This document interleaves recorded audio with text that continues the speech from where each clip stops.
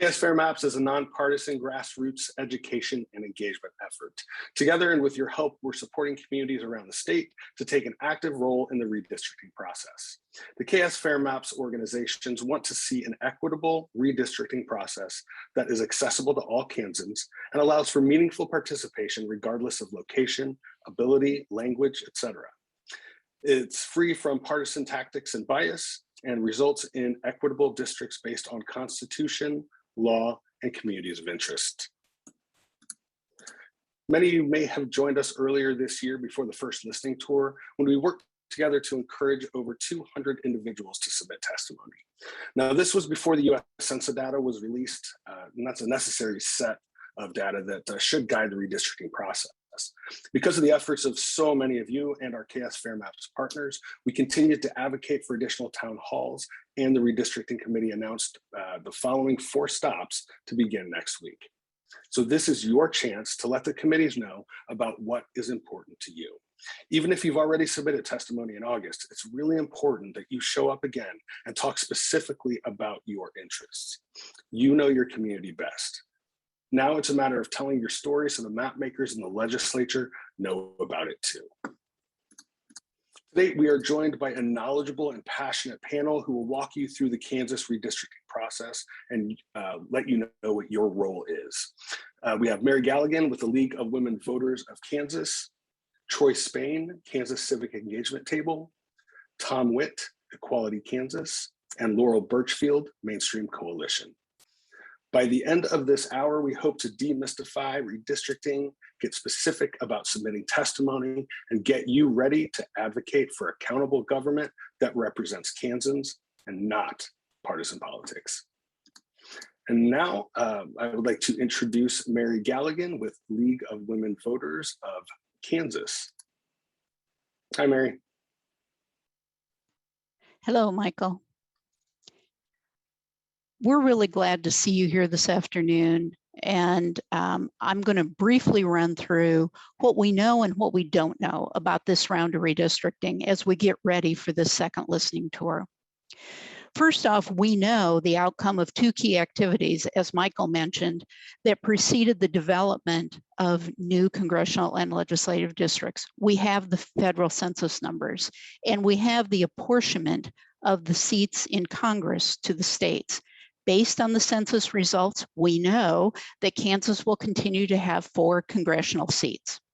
In August, we received the population counts that are the basis for new districts. Based on that, we know that Kansas remains under 3 million people, having gained nearly 85,000, approximately 3% since 2010. We also know that growth was not uniform across the state, with many rural counties losing population and many urban counties gaining. Michael, can you advance the slide? And the next one. The other things we know are that the legislature is responsible for drawing 4 congressional districts, 125 House districts, 40 Senate districts, and 10 State Board of Education districts during the 2022 legislative session. We also know that from a practical standpoint, the work needs to be completed in time for an orderly preparation for the 2022 election cycle. The filing deadline for the primary election creates a practical hard stop for the process. If the districts are established on or before May 10th, June 1 will be the filing deadline as usual. However, if the new districts are finalized on or after May 11th, June 10th will be the filing deadline. The legislative districts ideally will be completed before the congressional districts during the session in order to accommodate the review by the Kansas Supreme Court that's required by the state constitution. In 2002, which is the last time the legislature actually created the districts, the bills were through the legislative process and set before the Supreme Court in April. The Senate plan was validated by the court on May 9th, almost the last day, to keep the filing deadline as usual. We don't have a more recent example. because in 2012, the legislature did not enact redistricting bills, and that resulted in a lawsuit and ultimately the drawing of the current districts by the federal district court. Pertinent to your comments to the committees, we know that the legislature has in the past developed what can be thought of as traditional redistricting criteria. Those criteria with minor changes have been used to guide the legislative and congressional map drawing process since the late 1980s. Note that the committees go into this second installment of their listening tour without having published any guidelines or rules. While we don't know what guidelines the committees will use, keeping several of the traditional ones in mind may help you. Michael, you can go ahead and advance. I forgot to tell you that, sorry. The traditional guidelines will help you frame your comments to the committees. Those include not adversely impacting the voting strength of communities of color, minimizing the splitting of cities and counties, recognizing communities of interest, and creating districts that are easily identifiable and understandable by voters. When the committees say they want details about how you want your districts to reflect your community, this is largely the context. Next slide, please. So here's where we are today. We know how much change is needed in each of the districts to achieve the one person, one vote standard. We know that House and Senate redistricting committees have been appointed and who sits on those committees. We know that they've held one round of pre-session hearings and they have the other one scheduled. What's the timeline moving forward? Well, we know the bookends. The session starts January 10th. The candidates for the 2022 election will need to file in early June. Between those bookends, the legislature, the governor, the attorney general, and the Supreme Court all must do their parts as required by the Constitution.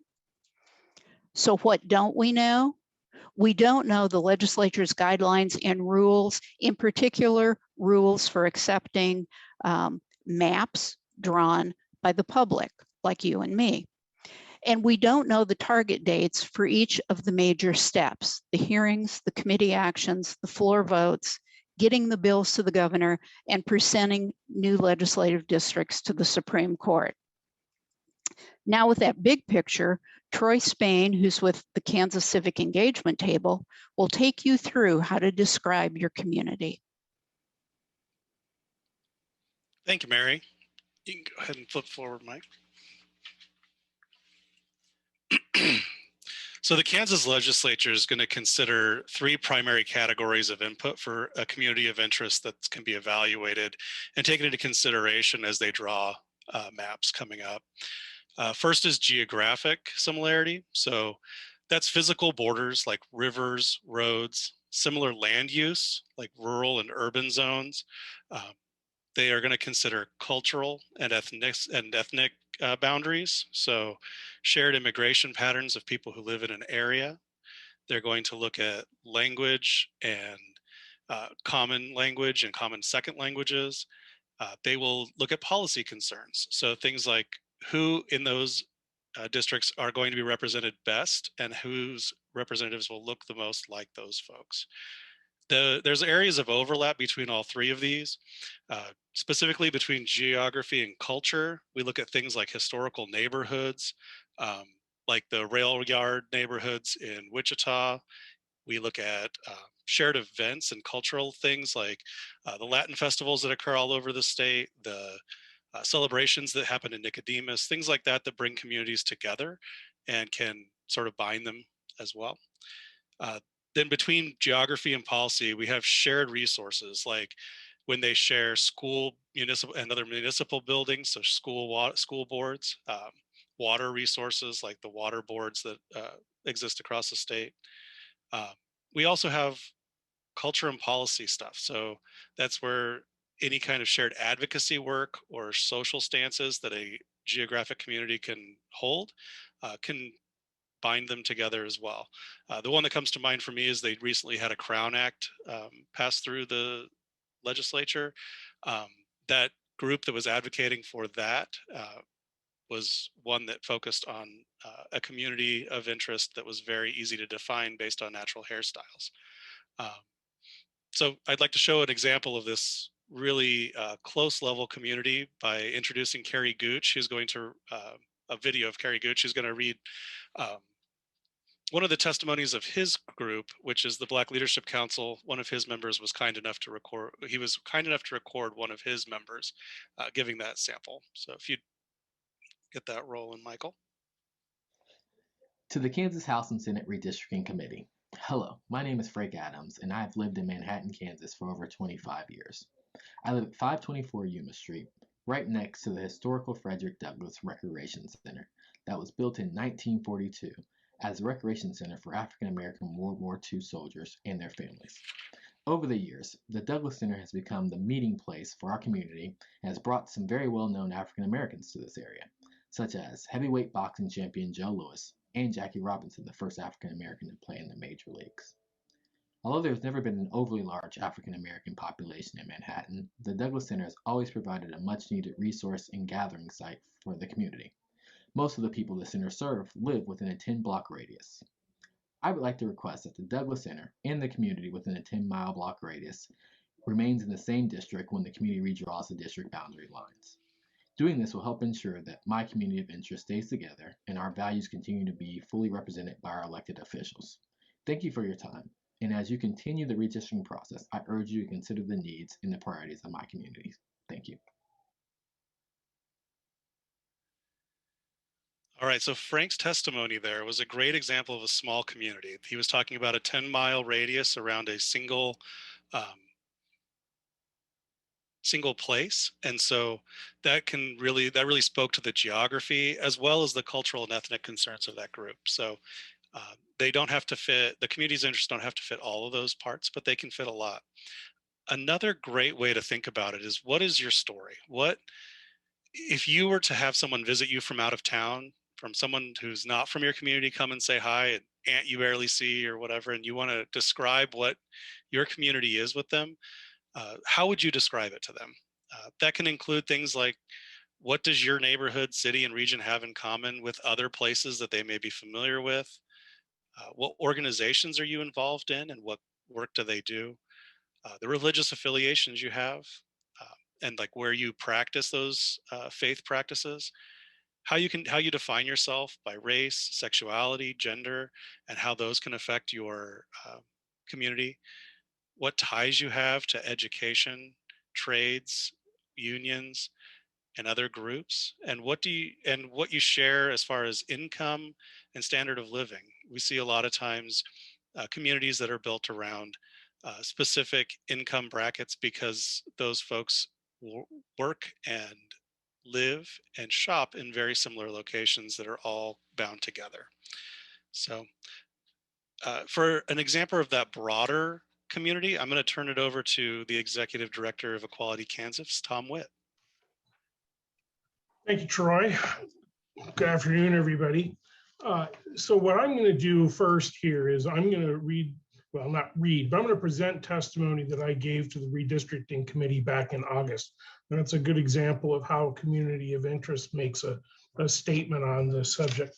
So greetings, legislators and fellow Kansans. Equality Kansas is the leading LGBTQ advocacy organization in the state. We've had an active presence in the State House since 2005 and have taken positions on legislative and congressional elections beginning with the 2006 election cycle. In that time, we've supported the campaigns of at least 15 openly LGBTQ legislative and congressional candidates, and were unsuccessful until finally in 2018, 3 members of our community won election to the Kansas House of Representatives and the U.S. Congress. In 2020, all 3 were reelected, and in 2020, the first openly transgender member of the Kansas legislature was elected. Those were all hard races. None of them were in safe seats. 3 of those seats were taken from long-term incumbents who had been there for at least a decade. Representation matters. Throughout our nation's history, minority and marginalized populations have struggled to claim our place at the tables of governance. And through the participation, they've helped pave the way to those they represent to more fully integrate into American society. From Harvey Milk's legendary win in 1977 to his assassination barely a year later, and a campaign in 2010 here in Wichita, where I am, was marred by death threats and a vehicle arson, the fight for LGBTQ representation has been long and difficult. Legislators, as you perform your constitutional duty to redraw district boundaries, we ask you to be mindful of the Kansas LGBTQ community and the immense effort it is required to claim our seat at the table of self-governance. The current LGBTQ legislators did not choose their own voters. Again, 2 defeated long-term incumbents. 1 earned a seat never before held by a member of his party. The 4th one in an environment where her very existence is a cause for controversy. All won because the voters in their districts chose them. They did not choose their voters. It's within your power to redraw districts fairly. It's also within your power to cancel the small gains we've made, to once again relegate your LGBTQ neighbors, friends, family members, and so on to the margins of our government. Please use that power wisely, honor the will of the voters, and avoid turning the districts your LGBTQ colleagues serve into partisan political war zones. Thank you for your time, attention, and your service to our state and nation. So that's fairly typical of a statement that's made to a legislative committee, such as the Redistricting Committee. And now I'm going to turn to Laurel Birchfield, who is the Associate Director of Mainstream Coalition. Laurel. Thank you, Tom, and thanks everyone. Michael, could you go to the next slide? So hopefully at this point, from Mary, from Troy, and from Tom, you've gotten a picture of why we're holding this event today and just how important it is for us to be speaking up about our communities and giving testimony. It shows that we have an engaged citizenry, it holds our elected officials accountable, and it creates a public record. So today, what I'm going to go through are some of the next steps for you for how to provide your written testimony before the listening tour next week. We have made this a very simple process for those of you who joined us in August and submitted testimony through our form. I hope you found that that was a streamlined and easy way to participate. We've replicated that and provided that again. So I'm going to show you a little bit about how you can prepare your own testimony, going off of the pointers and the tips that you've heard from Troy, from Carrie, from Tom, and just give you a little bit more to think about. So again, submitting your testimony, this does make your testimony a public record. And it's a really important way for us to be able to talk about our communities. And it also creates that record for future map making and for legal cases that may come forward through this process. What you see on the screen right now is the form that KS Fair Maps has produced. As you heard earlier, we were able to engage with over 200 individuals in August to get testimony. I'm really hoping we can get that many again. The link is on the screen, but I am going to drop it into chat very quickly if I can multitask here. This is the link that you can go to, so you can actually submit your testimony. You can play along with us right now, or you can do so after the fact. Next slide, please. So the first part of any testimony is just your header. This is where you're going to be able to put in your information, identifying yourself and letting them know where you want your testimony to be placed. You do have to submit testimony based on your congressional district. The listening tour is set up so that there are 4 stops based on congressional district. So you have to make sure that you let them know which one you are speaking to. And then on our form, it's all just an easy process of drop-down menus and buttons to select. If you're doing it yourself in your own document, you do need to make sure you have these pieces of information at the top and in your email subject line when you submit a PDF. Next slide, please.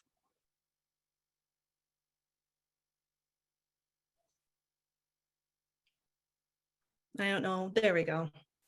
I think there's a bit of a lag for me. Thank you, Michael. For opening, with ours, we set it up for you so that we thank the committee, we're being respectful and we're letting them know that we appreciate this opportunity. If you are submitting your own, go ahead and include something like this that you see on your screen, just as an opening into your testimony. Go on to the next slide, please. The body is where we get into the bulk of what we're hoping you'll talk about. You know your community best, as you've heard a couple times today. You know what you want the legislators to hear about and to really focus on when they're drawing these maps. Now, for this round of testimony, the co-chairs have specifically said that they want to hear about unique items about your communities as they draw their maps. Again, it should be limited to the congressional district or the state legislative district that you live in. But this is your chance to really talk about your community and what you want them to know. Now, if you plan on giving verbal testimony in conjunction with written testimony, and we do encourage you, if you do verbal, do submit written as well. This is where you can be a little bit lengthier. You're going to have much less time, and we'll hear from Tom in a little bit about giving verbal testimony, but you'll have much less time to talk than you have space to write. So go into as much detail as you want to on this part. Next slide, please. The first thing in our form, the KSVR Maps form, that we ask you to do is to describe your community. Thinking about all the examples that Troy put forward and what you heard from Tom and from Carrie, what does your community look like? Think about geographic boundaries, those historical connections, political interests, cultural interests, unique common demographics that connect you. So paint a picture here in the first part of your testimony. Tell them what your community looks like. Next slide. And then this is where the advocacy piece comes in. Tell the redistricting committees what's going to happen if your community looks different in a district map than what it looks like in reality. If your community is split up either in different congressional, state senate, or state house districts, or other districts that are being drawn through the mapping process, what impact will that have on you? What will it do to the folks that you interact with on a daily basis and the communities that you have developed over time? So what impact would that have on services, opportunities, and representations of your interest? Next slide, please. And then finally, as with any good publicly submitted document, with the closing, you want to restate your position. You want to make sure that the points that you really want to get across are reiterated here. And then, you'll sign off with all of your information. Again, on the KSVR Maps form, this is all kind of done for you and just populated in the PDF that gets emailed. Next slide. So this is the interesting part about this listening tour. We do not have a lot of information to share with you regarding testimony guidelines. There is one press release that has been put forward by KLRD that lists the listening tour stops, and that's what was at the very beginning of this presentation. And it had instructions about how you can submit your written and your verbal testimony. So I'll share with you what we do know. You have to submit your written testimony and a request to provide verbal testimony at least 24 hours in advance of your town hall. So just make sure the day before you have sent that in, and you can do that by either email or by the phone numbers that are listed on your screen. Then, if you decide that you want to submit your testimony virtually, and we really do encourage you, if you're comfortable doing so, get out there and speak, not just submit written, but speak up about these issues so that when the redistricting committees are hearing from folks, they're hearing from all of us passionate folks who really have a strong sense of what we want our communities to look like. So if you do decide to do virtual or do verbal testimony, it is virtual this time around, which means that none of the legislators are actually going to be in the room. When you submit your request, they will send you back a link. You can either use that link from your own home computer to give testimony when you are called upon, or they will be setting up public locations. For some of the congressional districts, that's 4 different locations. For some, it's only 2. At this time, they have not provided the addresses for those locations. So we couldn't even tell you where you're going yet. We just know the cities. But when you submit that, you'll get the information back, and hopefully that will have a little bit more for you to be able to submit your verbal testimony. At this time, we also don't know how much time you have. There is going to be a time limit based on the number of conferees. Hopefully that information comes out to you with enough time for you to be able to prepare, but you should be prepared for a short period of time. And I think I'm going to pass it on to Tom. We're going to go back to Tom Witt and hear a little bit more information about how you should prepare to give your verbal testimony. Tom? Thanks again, Laurel. So next year will be my 18th legislative session representing the LGBTQ community through Equality Kansas. And in that time, I've testified many dozens of times in front of committees and have helped hundreds of people in the community prepare and present testimony. And Laurel, if you could go to my slide, please, or Michael. There we go. So these are some tips on how to actually present your verbal testimony and make it effective. One of the first is to speak directly into the microphone. A lot of times people will have several inches between their mouth and the microphone just isn't going to pick you up. You've got to get within a couple of inches of that microphone. Next is make frequent eye contact with your audience, such as we're doing here with the Zoom panel. If you have a large audience, scan the room, look around as you speak. Keep your personal introduction short, skip the life story. Give your name, your organization, and your professional title and your hometown. That's typically enough to introduce yourself. Summarize rather than read your testimony word for word. There's nothing that puts committee members to sleep faster than listening to somebody drone through a reading of written testimony. Even if you're going to stumble over your words a little bit by summarizing, that's okay. It's better to engage your audience directly than it is to try to just read a prepared statement to them. Mark I got to move some things around my screen here. There we go. Mark the important sentences in your testimony. Mark the phrases or sentences with a highlighter. I'll hold this up to the camera. This is my testimony that I just kind of went through, and you'll see I've got pieces highlighted so that I would remember to look at them and actually cover them as I was presenting that testimony to you. Another thing is, and we're seeing more and more of this, is avoid trying to read from your phone. Use a paper copy of your statement. Phones are very small. People can call you while you're in the middle of trying to present your testimony and wipe your testimony off the screen. I've seen that happen. Print it out. You might want to print it out in large type and double space it. It's easier to read as you scan through. Practice your speech a few times. In front of a mirror, with a friend, in the car on the way to work, as long as you're not the one driving. And then stay within the time limit. Most people speak between 150 to 200 words a minute. And as an example, the testimony that I presented to you a little bit ago is just a little bit over 500 words long, which should get me to about a 3-minute presentation generally. So the key is speak clearly, speak directly into the microphone, make eye contact, summarize, don't read, and it's okay to make mistakes. Anyway, now I'm turning it back over to Laurel.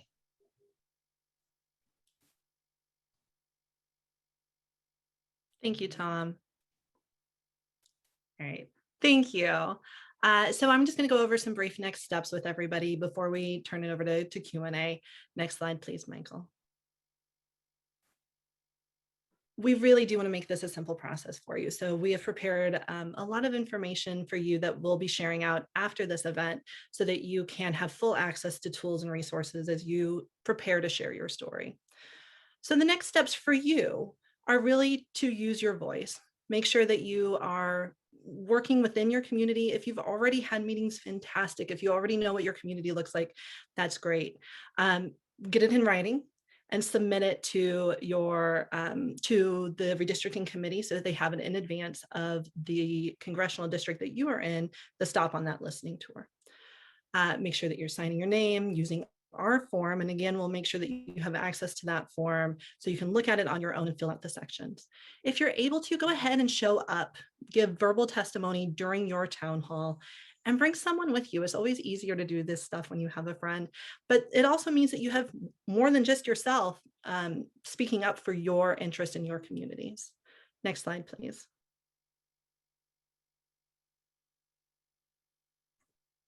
So the resources that the KS Fair Maps Coalition has provided are very similar to the ones that we put forward in August if you participated in that round of listening, the listening tour.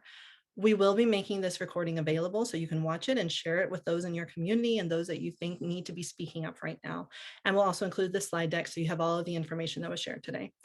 We'll have some templates of some sample testimony so that you can see what others have submitted and how you can frame your own information about your community. The form for you to fill out your testimony will be included. We also have graphics. We know everything's on social now, so please feel free to use some of the images like what's on the screen to encourage your neighbors and your other community members to speak up right now. And then anything else that comes along as we are continuing to work on this, the opportunities to participate in the redistricting process do not end with the second listening tour. We will be engaging on this and encouraging you to engage on this clear through the legislative session, clear until we have those maps finalized.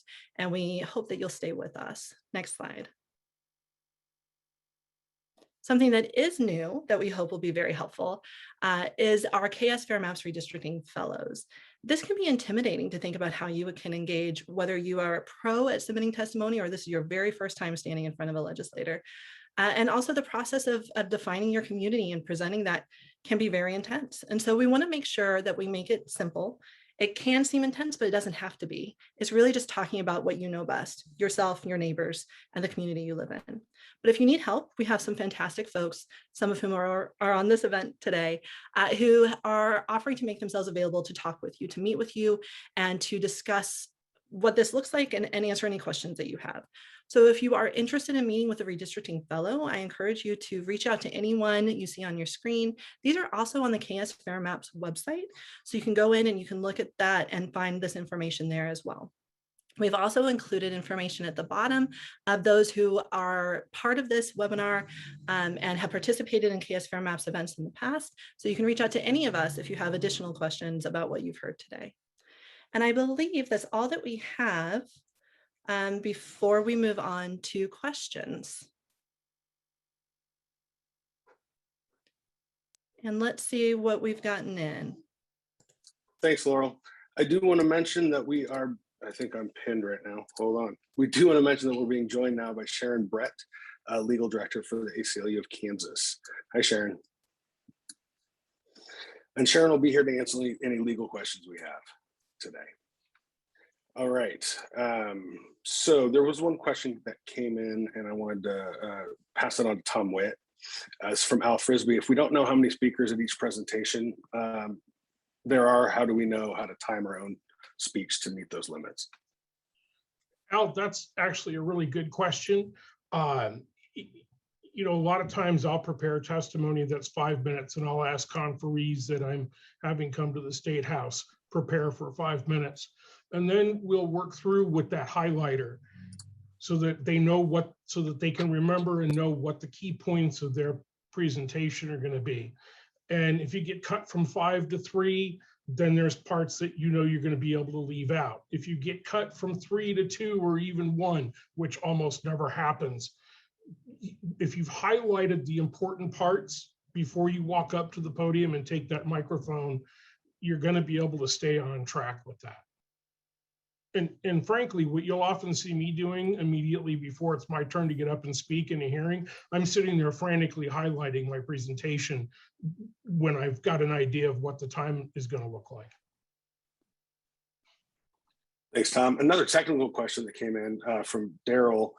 Will there be people, I'm assuming the answer is yes, but not sure. So will there be people at each of those virtual locations or satellite locations for people to talk to in person? Or will they be able to interact with the legislators via Zoom? Troy or Laurel? I'm sorry. I'll take a first stab. We don't know for sure. There's just not been a lot of information that has come out. So there will probably be some form of staff there to assist, but really the purpose of those in-person locations is to provide the tech. So if someone has bad internet connection or doesn't have a good microphone, they can go to one of these locations and have a reliable source to be able to give their testimony virtually. The legislators will not be there, is our understanding at this time. And I wish I could say that there was going to be a lot of support staff to help you out, but unfortunately, there's just not been a lot of publicly disclosed information about what this is going to look like. Troy, do you have anything you want to add? No, I think you got it all covered. The only thing I would say is that they are also having a special session, so this may change as well. But we have not heard anything that anything's going to be adapted. Mary actually got an answer to that, and I don't remember what that was. If you want to speak to that, Mary. Sure. The most recent information I got right after the special session was announced is that the committees intend to schedule, to hold the hearings. And if that changes, they will be posting it, KLRD will be posting it, sorry. And they will notify people who have registered. So that's what we know at this point. Thank you. There's a few more technical questions that I'd like to get through, and then we can get to a couple of others that are in there. There was one question from Paris. So the legislators will not be in person? No, they will not be in person. The only way to give testimony this time is to give it virtually, oral testimony virtually, or you can submit written as well. So everyone will be virtual. There was another question about virtual in there. And I can't find it right now. We'll come back to it. So Tom, there's another question on giving testimony, technicalities of giving testimony. When you say keep eye contact, this is from Stephanie, will there be a screen set up to show us the members of the committee? So I don't know if there's going to be a screen set up, but just keep your eyes on the camera. There's going to be a camera in these rooms. So just look straight into the camera as you give your testimony. And since we're on you, Aaron submitted a question. If you've already submitted testimony, can you resubmit that testimony if you think of other reasons to keep a community together? So I'm assuming the question is, I just submitted testimony for this round, not for the August round, but I submitted testimony for this round. A couple of days later, I think, gosh, there's another really good reason that they shouldn't split up this community. Can I submit another piece of testimony? So generally in the State House, if you get to the committee assistant, or in this case, KLRD, before the deadline to submit testimony, you can withdraw your previous written and submit a new written piece of testimony. That's generally.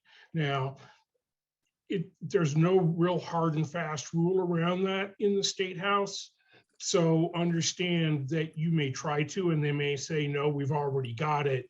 But generally, that's been okay. And I've actually had to do that a couple of times where I've turned something in and then realized that I had an error or needed to make some adjustments and have withdrawn it and resubmitted.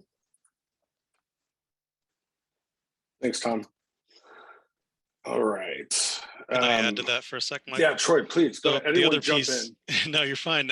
So the other piece of that is that we also don't have a submission path or rules for submitting maps directly to KLRD or the joint committee or the individual committees beyond testimonies.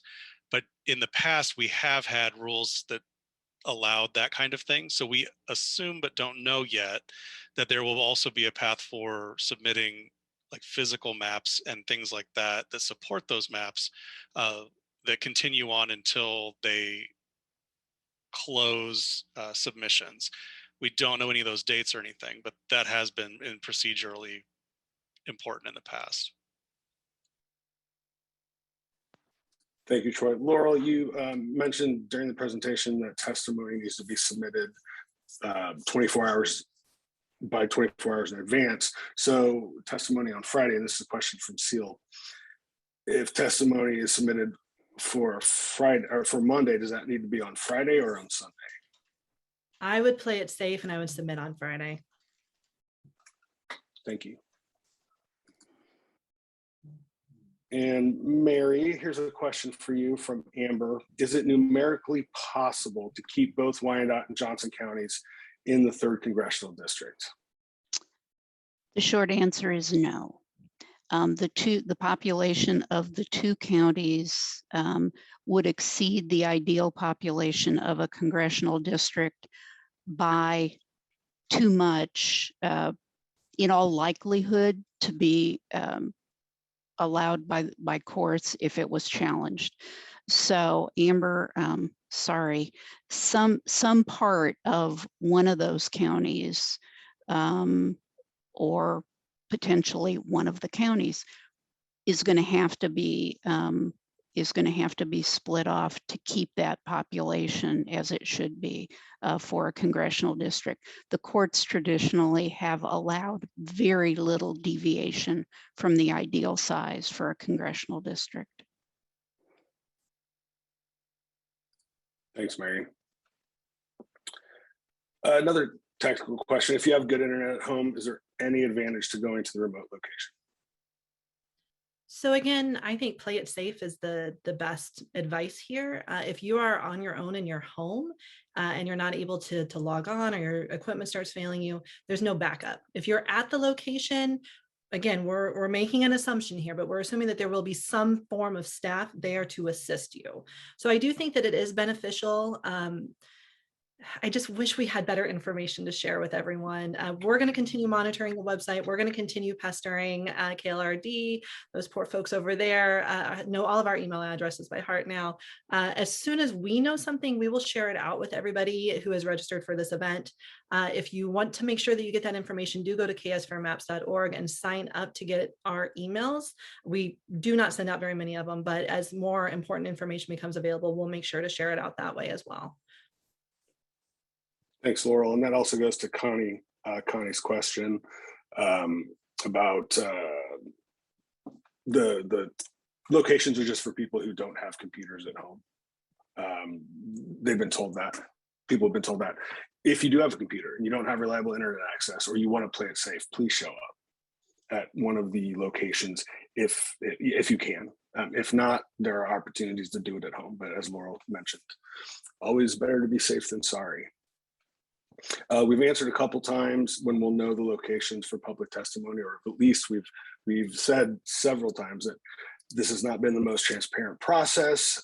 As I don't want to put words in anyone's mouth, but it has not been the most transparent process from the beginning of this redistricting process. So we don't know when we'll know those locations for public testimony. We'll know them when they decide to give them to us. But we can tell you that we will have all that information up at ksfairmaps.org, and the partner organizations will also be reaching out to the community at large to let them know that information. Officially, it will be on the KLRD website, the Kansas Legislative Research Department website. However, I don't believe that they have any list that they send out to people. It'll just be if you happen to see it. So check ksfairmaps.org, and also make sure that you're signed up to receive emails from us.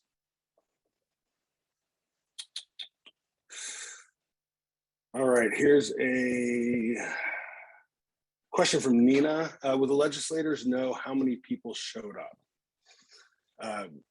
To her point, yes, the August group in Johnson County, I believe is what she's talking about. The August group in Johnson County, there were hundreds of people, and it was a really great showing. And so will the legislators know how many people showed up? Troy? So I would say that they're going to know how many people spoke. As far as into the rooms, and especially since there's going to be so many people presenting from home, they will not know that. What they will know, though, are the testimony amounts that come in. So making sure that if you're going to provide oral testimony, that you also submit written is really key to that, because then that gives us a number, because I have printed off and accounted for every single one of the previous testimonies. I will do the same with this, and then have an output that we can talk about as groups and as individuals as we kind of continue pressuring for more information and to kind of keep the information that's out there relevant. So that will be available just like it was in the first round. Right now, you can go on ksfairmaps.org and look at that output of what the most frequently talked about things were in the testimonies, as well as how many were submitted in total and which locations they were at. So if you want to see that, that's all there without having to dig through every single one on the KLRD website or the committee website. Thanks, Troy. Hey, Mary, I see you're typing an answer to Aaron. Did you want to just let everybody know about keeping the more metro areas of Wyandotte and Johnson counties, since you spoke to that earlier? Sure. Absolutely. You can speak to keeping the bulk of those two counties together. That's perfectly fair game. When I said that a part of either one of those counties is going to have to be taken off, in order to achieve the population, it would not be the majority of either one of those necessarily. So absolutely, you can speak to which parts you think should be kept together in order to respect your particular community. Thanks, Mary. And then the end of that question, what should we be fighting for? And I think you answered it though, with just keeping the community together as much as possible and the different interests of that community the way it is now, right? Right, absolutely. It's your definition of your community. Thank you. Question from Stephen. How many people in each state Senate district, each representative district, each congressional district? And I believe that question goes to what we were speaking on, how many voters in each district are allowed, if you will. What are the cutoffs? So my understanding is we're about 760,000 per congressional district, about 75,000 per Senate, and about 25,000 for a House district. And there can be in each district a variation of up to, I think it's 5%, but I think Mary would probably be the expert on that. And unfortunately, I don't have the precise numbers at my fingertips this moment. You're very close, Tom. And we will send the proposed guidelines out to all the participants after this with that information. What I would say is that, as I mentioned earlier, for congressional districts, there's virtually no allowable deviation from the ideal district size. And for legislative districts, the rule of thumb pretty much is plus or minus 5%. One of the fellows has just posted the congressional number is 734,470. For the Kansas Senate, 73,447, and for the House, 23,503. Thank you, fellows. All right, we have a question for Sharon. A couple questions for Sharon. So we're going to stay on you right after this first question. If a resident has a financial ability, can and should they sue? Can an individual sue the process? There we go. I think it would depend on what you are hoping to sue about and what rights you believe were infringed upon during the process. So I think there's, as a general principle, lawsuits can be brought over redistricting processes and most specifically over the maps that a legislature ends up enacting. So if those maps result in partisan gerrymandering or racial gerrymandering in a way that violates the state or federal constitution or federal laws, lawsuits can be brought. And I know that there are groups watching this process for potential litigation. So I think it just depends on, I guess the broad answer is yes, but depending on whether you have personally suffered a particular harm as a result of the process. All right, thank you. And so you're saying it couldn't be for a general reason that there's general harm to communities of interest. It would have to be that this has harmed me personally in some way, and that's how I can bring a lawsuit as an individual. Exactly. If you are a member of a community that has been broken up and your representation has been impacted in a way that violates your rights, then you might have standing to sue. Thank you. And I think on more of a technical, it's more of a technical question on the process and judicial intervention. What are the factors of this map drawing or this process that would lead to judicial intervention, and would pending national legislation, if passed, impact that outcome? Yeah, so some pretty complicated questions, really great questions. So there's a couple of different ways that the courts can be involved in the redistricting process here. So the most primary one is one that's actually built into our state constitution or state law, which is that the state legislative maps have to be approved by our Kansas Supreme Court. So the courts will look at the state maps and issue a formal opinion on those. That happens every 10 years. On the issue of court involvement, if there's an impasse in the legislature, that's what happened 10 years ago. The legislature couldn't agree on maps, and no maps were drawn and passed into law. And so a panel of 3 district court judges were appointed to basically decide what the map should be. So courts can get involved and weigh in if no maps are created by the legislature. And then if a lawsuit is filed, there's different standards that the courts will use to evaluate whether the maps as drawn and as adopted by the legislature violate people's constitutional rights or other rights under federal or state law. So those are all things that we should be paying attention to, and this process could play out in a bunch of different ways. But it's important at this initial step to make sure that you have your voice heard in the process before the maps are actually drawn, and then pay close attention as the legislature goes through the process of drawing the maps and adopting them, to make sure you have your voice heard. Thank you, Sharon. And there are no other questions in the Q&A, but there were a couple of thank yous, and this has been excellent information. And I do want to echo that as well. Appreciate everyone presenting today. Are there any final thoughts that any of our presenters would like to leave today? I know we've gone through a lot. We've given a lot of information today. Tom?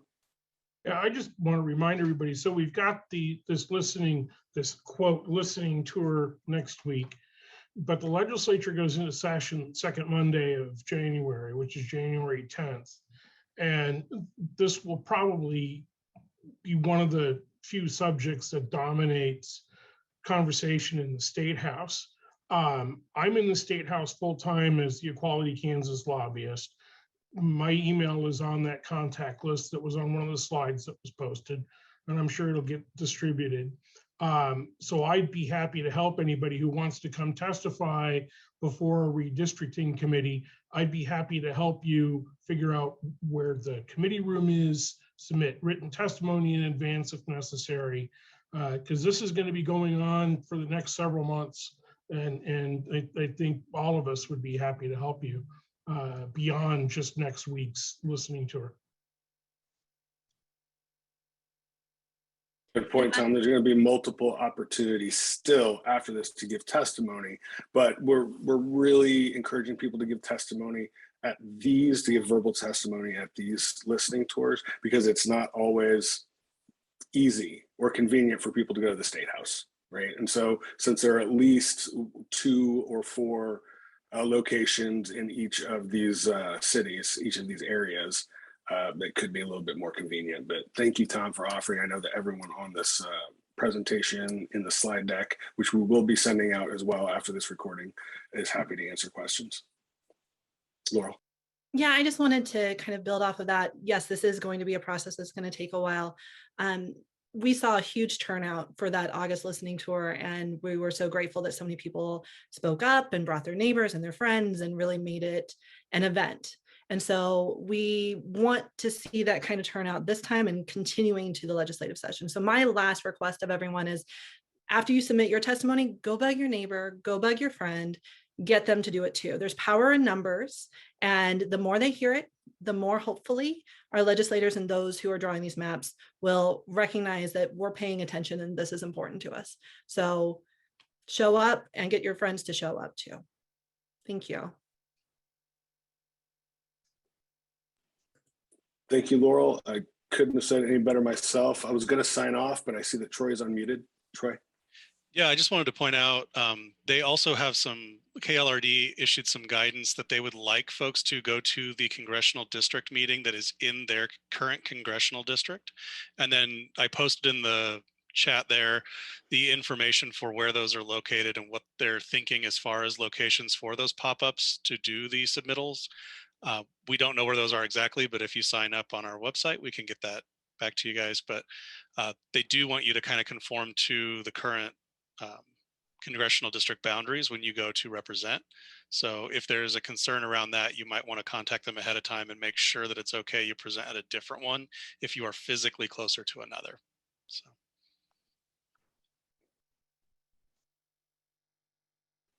All right, well, thank you again to all of the presenters. This was invaluable information. Again, we're going to make this recording available with the slide deck and the toolkit that Laurel mentioned earlier. After this recording, check ksfairmaps.org. It will be emailed out to everyone who registered. And of course, check all the partners' social media pages, their websites, check their emails, because as it's been mentioned several times, we want to get as many people as possible talking about their community of interest during this this listening tour.